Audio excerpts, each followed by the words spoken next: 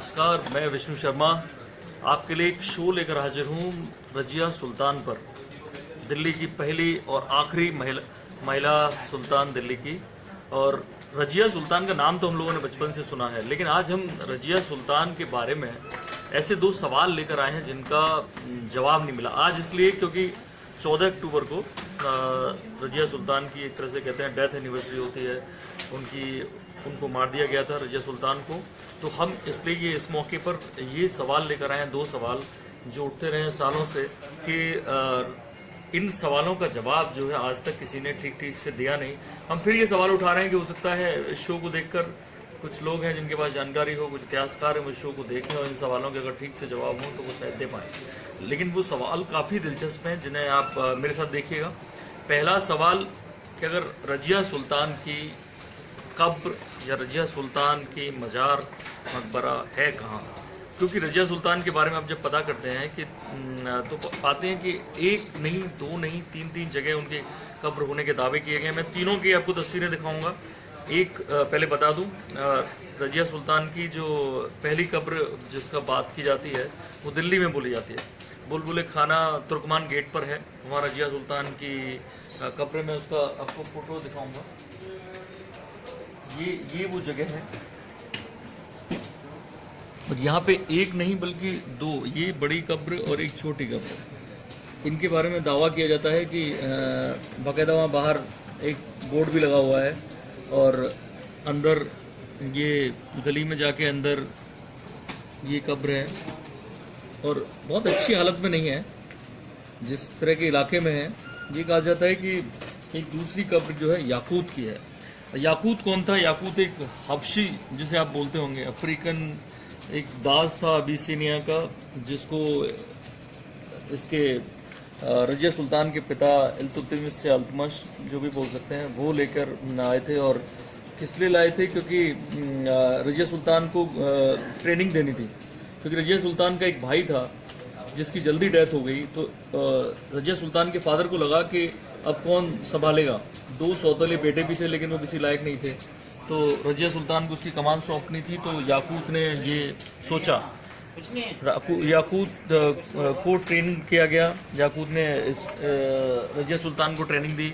याकूत को जो उनकी कैवलरी थी, घुड़साल का बेसिकली वो बनाया गया प्रभारी। और फिर हुआ ये कि याकूत के साथ रजिया सुल्तान के रिश्ते थोड़े से रोमांटिक हो गए, ऐसा वहाँ लोग दावा करते हैं। और उसके चलते रजिया सुल्तान का काफ़ी विरोध भी हुआ। और ये बताया जाता है कि ये, हालांकि इस पे इसलिए सवाल उठते हैं, इसको हम बाद में आपको बताएंगे कि ये क्यों नहीं हो सकती इसके। लेकिन मैं पहले दूसरी कब्र आपको दिखाना चाहूँगा। दूसरी कब्र जो दावा किया जाता है वो है टोंक में। अगर आप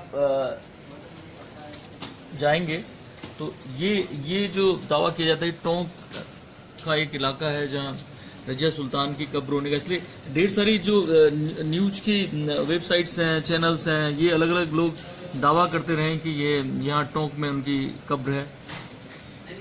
और वो लगातार ये दावा होता रहा है कि टोंक में उनकी कब्र है। और वो उसकी वजह कि रजिया सुल्तान को या तो मारा गया था कैथल में हरियाणा में, या टोंक राजस्थान में मारा गया था। और इसका अभी तक कोई ठीक से इतिहासकार, अलग अलग इतिहासकार अलग अलग दावा करते हैं। इसलिए इसमें मैं आपको ये भी दिखा रहा हूँ कैथल वाली कब्र, जो किसी ने फोटो डाला है। ये आज उसकी हालत ये है। और अगर एक 19वीं शताब्दी की मैं आपको एक पेंटिंग दिखाना चाह रहा हूँ कि ये रजिया सुल्तान की कब्र किसको क्यों बोला जाता है। ये पेंटिंग में वो बिल्कुल सही दिखाई दे रही है। और यहाँ आप आते हैं तो स्थिति ये हो जाती है। अभी प्रेजेंट में क्या स्थिति है, ये थोड़ा पुराना फोटो है, तो वो कैथल के लोग बेहतर जानते होंगे। तो मैं ये दावा इस पे सवाल है मेन कि ये क्यों है। अब ये तीनों के दावे के पीछे आधार क्या है, ये मैं आपको बताना चाहूँगा।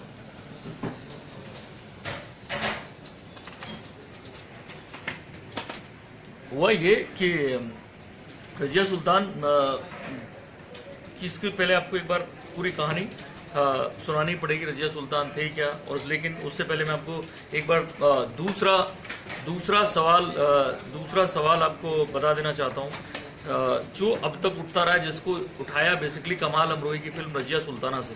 इतिहास में इस बात का जिक्र नहीं होता, रजिया सुल्तान के 2 अफेयर्स का जिक्र होता है, लेकिन रजिया सुल्तान की का ये जिक्र नहीं होता कि क्या उनका किसी लड़की से भी कुछ रिश्ता था, क्या वो बाइसेक्सुअल थी। ये उठा कमाल अमरोही की फिल्म से, और वो रजिया सुल्तान नाम की फिल्म उन्होंने बनाई थी। हेमा ने उसमें रोल किया था रजिया सुल्तान का। याकूत जो उनका अफ्रीकी प्रेमी था, उसका रोल धर्मेंद्र ने किया था। और जो बाद में जिससे शादी करती हैं, जो उनका बचपन का दोस्त था अल्तूनिया, जो गवर्नर था बठिंडा का, उससे उसका रोल विजेंद्र घाटगे ने किया था, जो पहले विनोद खन्ना करने वाले थे। बताते हैं कि धर्मेंद्र का रोल भी अमिताभ बच्चन करना चाहते थे। तो अब रजिया सुल्तान पे इतना बड़ा आरोप हम नहीं लगा रहे हैं कि वो बाइसेक्सुअल थे, ये कमाल अमरोही की फिल्म में दिखाया गया। और वो एक सीन के जरिए दिखाया, शायद बॉलीवुड का एक पहला लिप किस सीन होगा 2 लड़कियों के बीच में, जो उन्होंने पूरी तरह से कैमरे पे शूट नहीं किया। वो आप देखेंगे कि उन्होंने किस तरह से सफाई से उसको दिखाया और ये साबित किया कि वो वाकई में क्या दिखाने जा रहे हैं, जिसका हम दावा कर रहे हैं वो वही दिखाने जा रहे हैं। ये वो गाना है बेसिकली। एक बोट है जिसमें हेमा और उनकी सहेली खाकून के रोल में है परवीन बॉबी। अब आप देखेंगे, मैं इसको प्ले करूंगा तो आप देखेंगे कितनी सफाई से वो लिप की सीन फिल्माया गया है।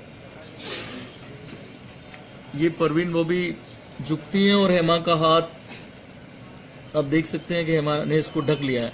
अभी ये सीन खाली यहीं से क्लियर नहीं होता कि लिप किस सीन है। अभी एक दूसरा सीन इसी गाने में है, मैं फिर से प्ले करूंगा।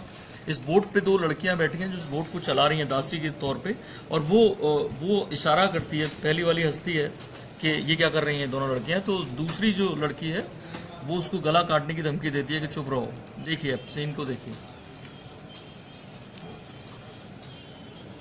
ये देखिए, इससे साफ जाहिर है कि कमाल अमरोही ये कहना चाह रहे थे कि परवीन बॉबी और हेमा, जो बेसिकली हेमा रजिया सुल्तान के रोल में है और खाकून उनकी सहेली के रोल में फिल्म में है परवीन बॉबी, इन दोनों के बीच वैसे रिश्ते थे। और जो दिखाने की उन्होंने कोशिश की, इससे सवाल उठे। ये इन दोनों सवालों पे आज तक, क्योंकि कमाल अमरोही है नहीं, इतिहास की किसी किताब में इस तरह का कोई साफ जिक्र नहीं मिलता। अब आपको हम यहाँ बात करेंगे कि रजिया सुल्तान बेसिकली जो थी, उनके बारे में थोड़ी सी जानकारी जो लोग रजिया सुल्तान को नहीं जानते, तो इससे उनके उन सवालों के बारे में थोड़ी सी और जानकारी मिलेगी। तो रजिया सुल्तान बेसिकली आप पहुंचे सीधे मोहम्मद गौरी पे। मोहम्मद गौरी ने पृथ्वीराज चौहान से जब पहले युद्ध में हार गए मोहम्मद गौरी, तो पृथ्वीराज चौहान ने गलती की कि मोहम्मद गौरी को जिंदा छोड़ दिया। फिर मोहम्मद गौरी दोबारा रणनीति बना के दोबारा नेक्स्ट ईयर ही दोबारा रणनीति बनाई और असावधान हालत में पृथ्वीराज चौहान पर फिर अटैक किया। इस बार पृथ्वीराज चौहान को मार डाला, दिल्ली पे कब्जा किया। फिर मोहम्मद गौरी ने वो सत्ता सौंपी कुतुबुद्दीन ऐबक को, अपने दास को, दिल्ली की। उसके बाद वो लौटते हैं और लौटते में गौरी की भी हत्या हो जाती है दिल्ली के आसपास। अब इसका कोई इतिहास जिक्र नहीं करता कि गौरी को मारा किसने। यही रजिया सुल्तान के बारे में बस ये आता है कि जाट कोकरों ने हमला किया जिसमें गौरी मारा गया। इतना बड़ा सुल्तान कैसे मारा गया, तो इसका पृथ्वीराज रासों में कहा भी है कि गौरी को दावा किया गया कि गौरी को पृथ्वीराज चौहान नहीं मारा था। खैर अब इस इतिहास में क्लैरिटी नहीं है,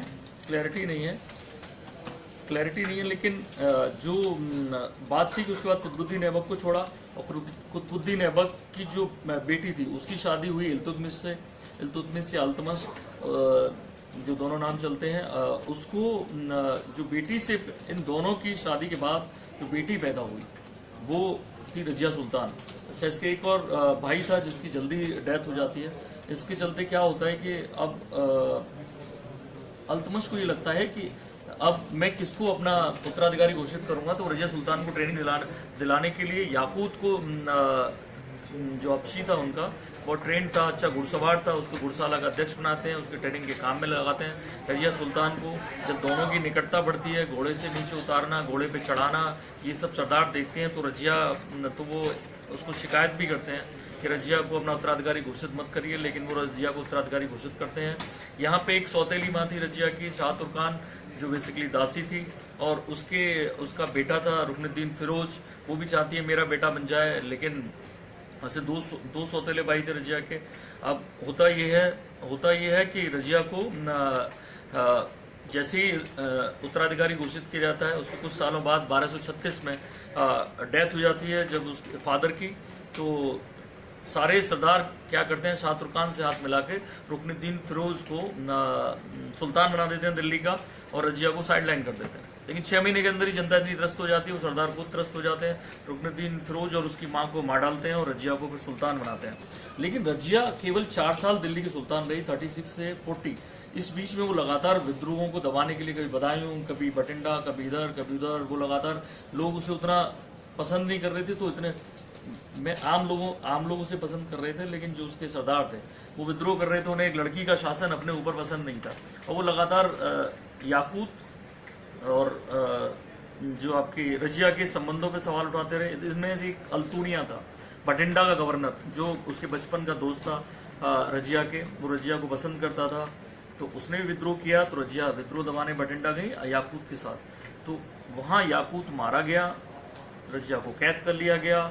फाइनली उसने इस शर्त पे छोड़ा कि मुझसे शादी करोगी, शादी कर ली रजिया ने उसके साथ, और उसके बाद वो दोनों दिल्ली आते हैं। दिल्ली में इधर इनका एक जो दूसरा सौतेला भाई था, जब तक वो सरदारों से हाथ मिला लेता है, वो रजिया को खदेड़ देता दिल्ली से। दिल्ली के बाद रजिया या तो कैथल में या टोंक में, ज़्यादा चांस कैथल के बताए जाते हैं, क्योंकि बाद में जो गवर्नर जनरल लिनलिथगो थे 1938 में कैथल में उनकी कब्र पे गए, और पैसा भी उन्होंने कुछ ग्रांट मंजूर की कि इसको बनाया जाए, वो ग्रांट द्वितीय विश्व युद्ध के चलते मिल नहीं पाई। तो इस तरह से ये सारा जो कन्फ्यूजन था, 2 लवर की बात सब जगह मिलती है, लेकिन रजिया सुल्तान के बारे में जो कमाल अमरोही, हालांकि इनकी फिल्म बुरी तरह पिटी, तो वो उस दूसरा कन्फ्यूजन इन्होंने पैदा किया, जो परवीन बॉबी के साथ उन्होंने वो सीन शूट किया। और उसके बाद ये कब्र वाला, तीनों कब्रों में से पता नहीं चलता कि असली कब्र कौन सी है, ना इतिहासकार कोई ढंग से इस बारे में बता पाता है। तो हम इस तरह से आगे भी और इतिहास से जुड़े और फिल्म इतिहास से जुड़े और ऐसे व्यक्तित्वों के बारे में आपके पास ऐसी जानकारी, ऐसे सवाल, ऐसी नई चीज़ें, दिलचस्प जानकारियाँ लाते रहेंगे।